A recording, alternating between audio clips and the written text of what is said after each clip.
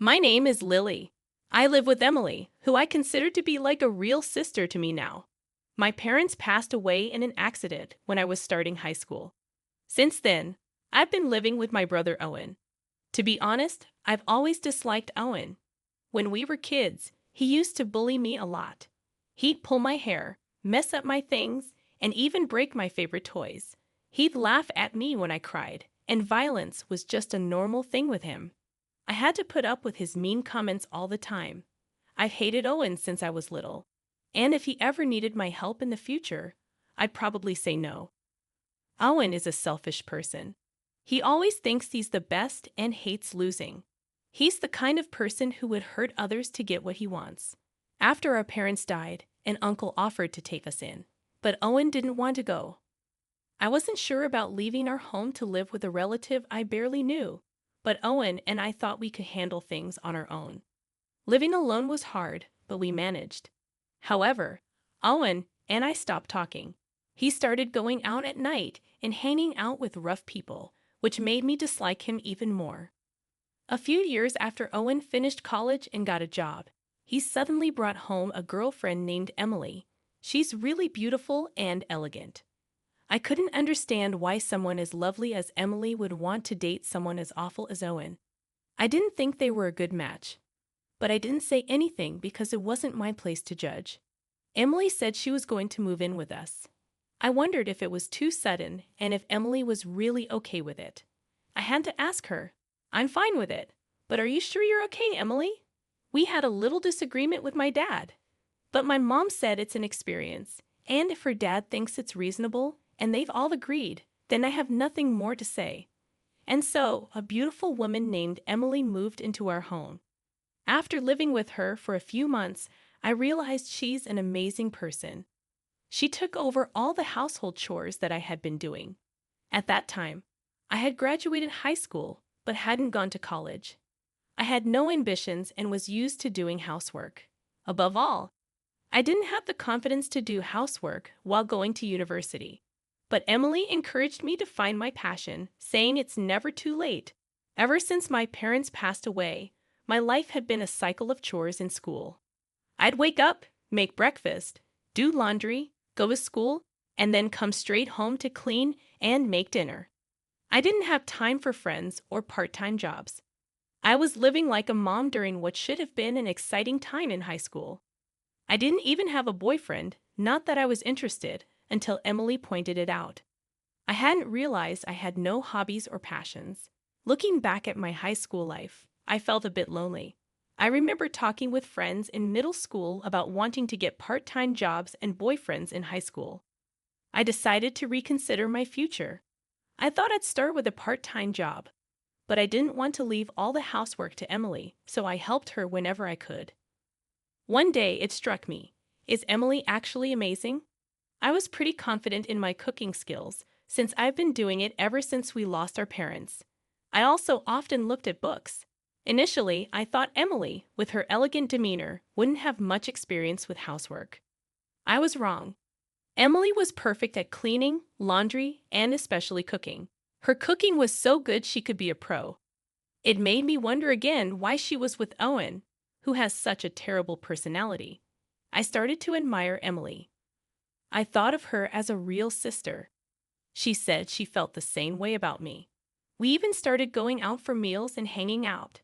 But Owen didn't seem to like that Emily and I were getting along so well. Years later, Owen found himself at the center of a major incident. One day, after several years had passed, I got a call. By this time, I had already moved out and was living on my own. The call was from Owen. For some reason, he was furious and yelled over the phone, "What are you doing on the day of the ceremony? You better not miss it." I responded, "What ceremony? I haven't received an invitation."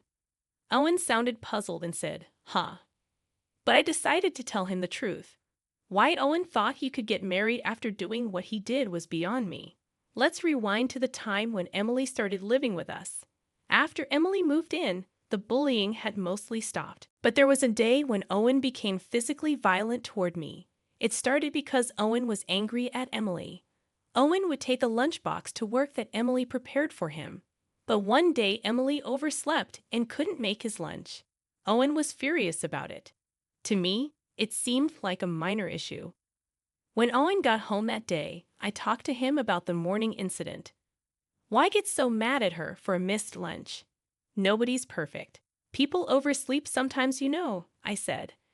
I didn't mean anything deep by it, but Owen didn't like what I said and suddenly became enraged.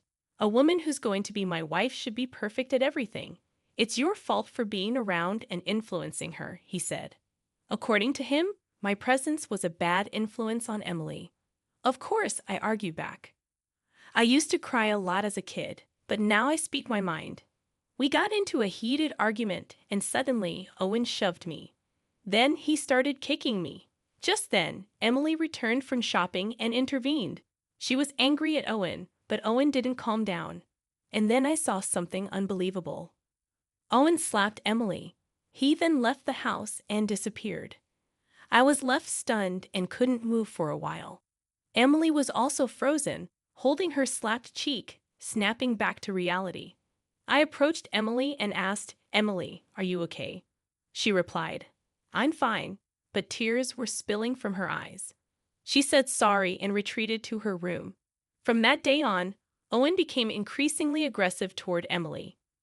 One day, I decided to talk to Emily. I was worried because she was losing her usual brightness. Thinking a change of scenery might help, I took her outside, and she ended up confiding in me. She was unsure whether to go through with marrying Owen. I immediately said she should break it off and that there was someone better out there for her. Emily seemed a bit surprised. Talking to me seemed to lift her spirits a bit. On the way home, I said to Emily, "I'll always be on your side, Emily."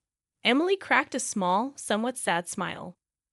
One day, I overheard Emily arguing with Owen, which was unusual for her. Curious, I asked what was going on. Turns out, Owen had gone ahead and set a wedding date without consulting her.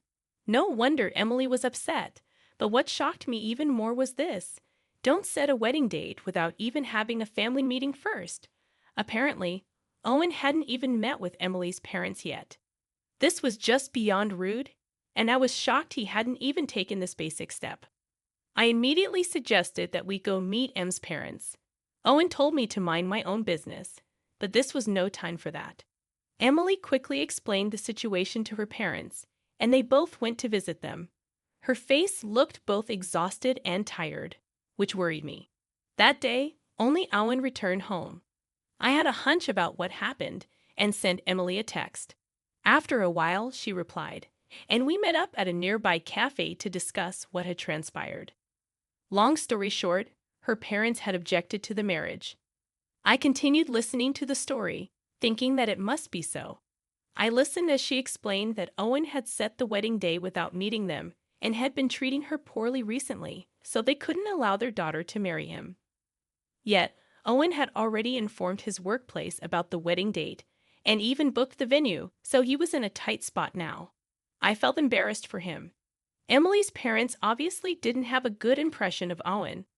For the time being, Emily decided to stay at her parents' home to think things over. She said she wanted to think alone for a while. Owen objected, of course, but he was persuaded by her parents and returned home alone. I asked Emily if I could meet her parents. She was puzzled but agreed. Since I insisted, later I met with Emily's parents and apologized for Owen's rudeness. They were quite surprised, not just by the apology, but that someone as considerate as me could be related to Owen. I then shared everything about Owen, about Emily, and about how Owen had been treating her. I asked Emily again, "Do you still want to marry Owen?" Emily responded, "I'm not sure." I suggested she should have a serious talk with Owen. She agreed, but when she tried to contact him to talk, Owen wasn't interested in discussing anything. Worse, he was still moving forward with the wedding plans. He even sent Emily a list asking her to prepare the invitations. At this point, Emily had had enough and finally decided to break up with Owen. She tried multiple times to discuss the matter with Owen, but it seemed like they could never have a real conversation. Every time she reached out, Owen would dominate the conversation and end it abruptly. She even texted him about breaking up, But Owen dismissed it, saying, "Enough with the jokes. Just prepare for the wedding." So the day Owen unilaterally decided would be their wedding day arrived, and Emily contacted me in a fury. I couldn't help but marvel at how well Owen had planned the wedding without giving it much thought. I gave him a piece of my mind. "You never took your conversations with Emily seriously, and honestly, I can't fathom why you think you can get married. No one's coming to this wedding. Plus, you quit your job without telling anyone. You've lost all credibility with that." I hung up the phone. That's right. Owen had quit his job without telling anyone. Emily found out about this during an incident, and Owen had contacted her as well. Emily and I were together at the time, expecting his call. I thought I would definitely get a call. "What's going on? Why aren't you coming? Why isn't anyone coming? I've told you multiple times that I want to break up. You never listened. You even went ahead and planned a wedding. So I thought you might as well go ahead with it." Emily finally told Owen everything. She hadn't sent out invitations because she didn't want to get married. But he had told people at work about the date, so she contacted them to cancel the wedding to avoid causing them any inconvenience. That's when she first heard that Owen had quit his job. She intended to talk to Owen again. But given his usual attitude, she decided to let it go, saying goodbye and hung up. After hanging up, Emily looked relieved and refreshed. She apologized to me, but I was more than satisfied with the outcome.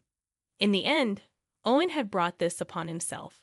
He never took his relationship with Emily seriously and made all the decisions on his own.